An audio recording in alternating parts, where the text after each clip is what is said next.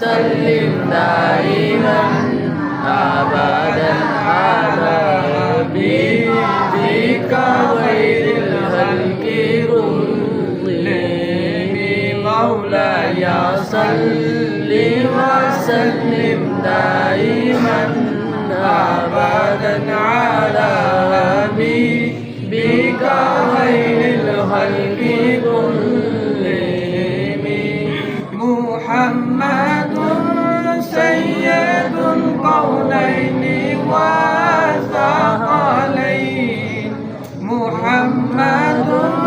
سيد القولين والثقلين والفريقين